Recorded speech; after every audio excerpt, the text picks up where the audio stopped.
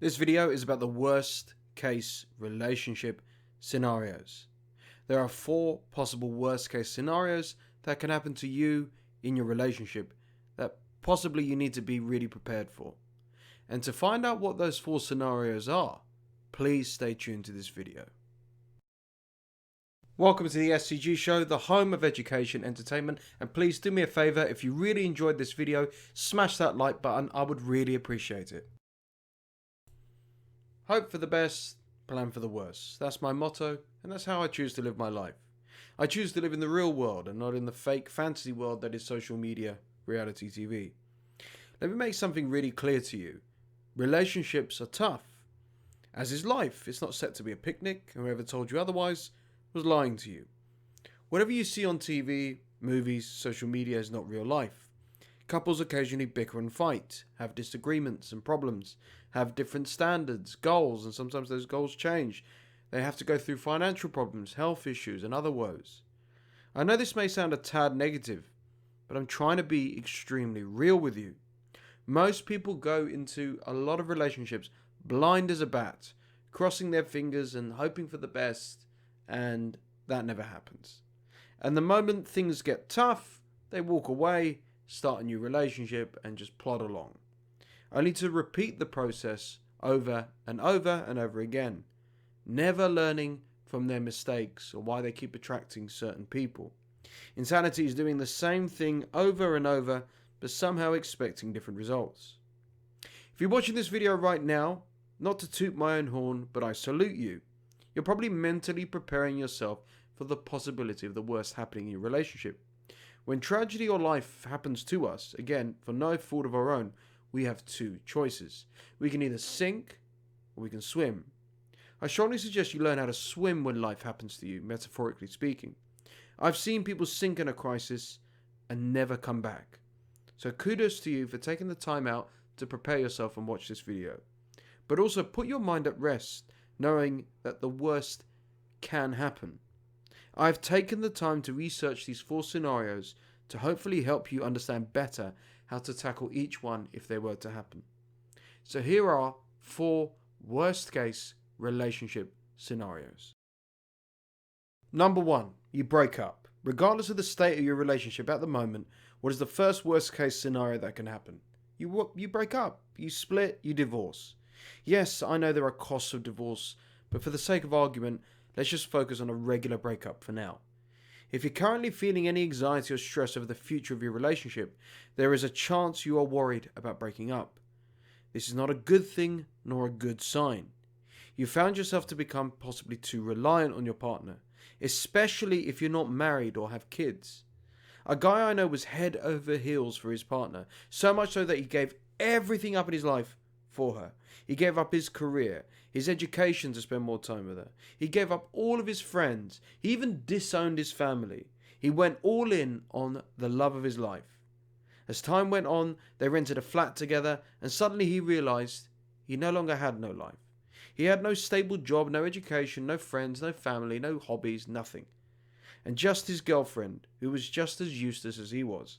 And suddenly he thought, oh no, if I lose her, I've got nothing in my life. He did everything in his power to keep her and was naturally very insecure. She sensed this and was obviously growing very tired of him. And one fateful day, she decided to break up with him as, she said, I no longer find you attractive anymore. Lost and without a friend in the world, this guy crumbled to his knees, aka he sank instead of swam. It took him 5 years to piece his life back together again, only for him to repeat the same mistake with the next woman he fell in love with. The worst case scenario of your relationship is you breaking up, and it's a very good possibility that you might break up. But if all your eggs are in your relationship basket, aka you're all in, you have more to lose. Get your life together. Your relationship does not define you alone. One of the most talked about issues in relationships, of course, is that of cheating. I'm afraid they're going to cheat on me. I think they're cheating on me. They are eventually going to cheat on me. Cheating is an overly complicated issue for many different reasons. A woman I know started dating a man who was actually with another woman when they first met. He was regularly cheating on his then girlfriend with this woman. Eventually, he broke up with his girlfriend and started dating the woman I know. However, over time, she realized he was growing more and more distant and colder, and naturally her mind went, maybe he'll cheat on me. Well, he cheated on someone to date you, so it's very possible.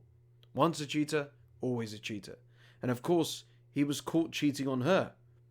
Here is another scenario. A guy I know was dating one of the most beautiful women in his local area.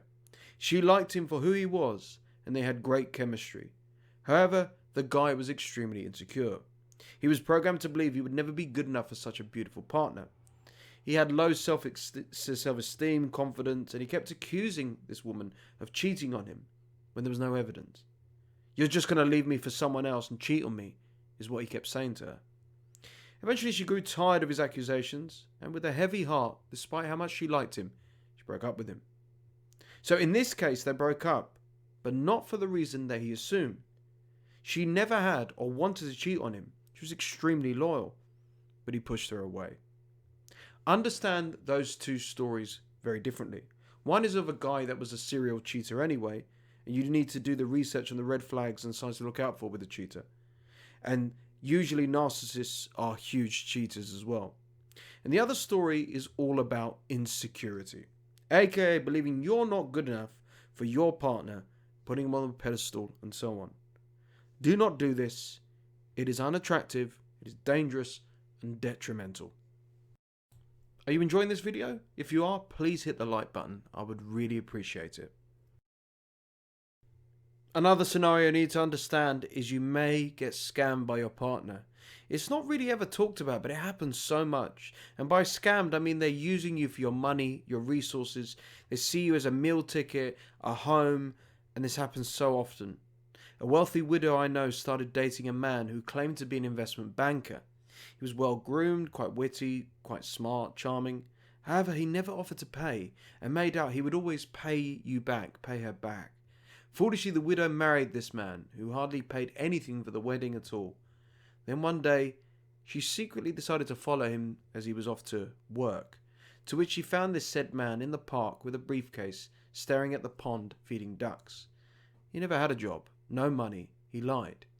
He tried to divorce the widow for her fortune, to which he failed miserably. Here's another example. A successful man started dating a narcissistic woman who was a beautiful, she was a model, gorgeous woman. She sold him the dream. She would be his wife, they'd have kids, and they would live happily ever after. But like the other scam artists, she never paid for anything, was always secretive and kept her cards close to her chest.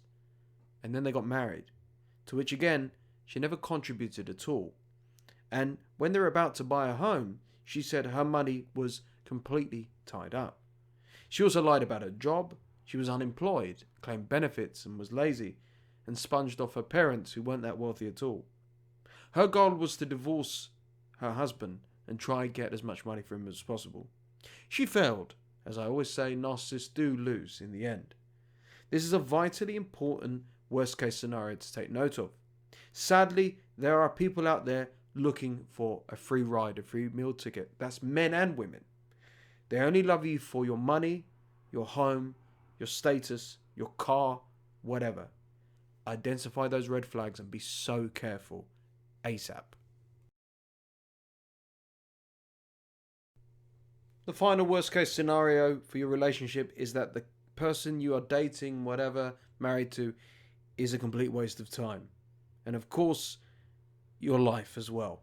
Meaning that they never really want the same goals as you and you're just going nowhere. They are like coasters, floating along in life, plodding along, hoping things fall onto their laps with little to no effort. They may live for today and they never even plan for tomorrow, let alone the future. They are dreadful with their finances and never save, and you can't really work with someone like that. They are terrified of committing or getting engaged or having kids because of commitment phobias or other stupid insecurities. They are basically a complete waste of time, and usually they can be narcissists, sociopaths, liars, cheaters, scam artists, weirdos, so on and so forth. Basically anybody who is not on the same wavelength as you. If you want marriage and they don't, You'll find it very hard to convince them, and if you do convince them, they'll be resentful. And they may end up wasting your best years of your life trying to bend their arm and convince them into something that they should do if they love you. A woman I know dated a man for 10 years trying to convince him to get married. However, the man insisted from the very beginning he never wanted to get married, but he loved her and he liked being with her. So she is as much to blame there as him. Stop wasting your time with the wrong people. Always remember, you will never be good enough for the wrong person. Thank you so much for watching.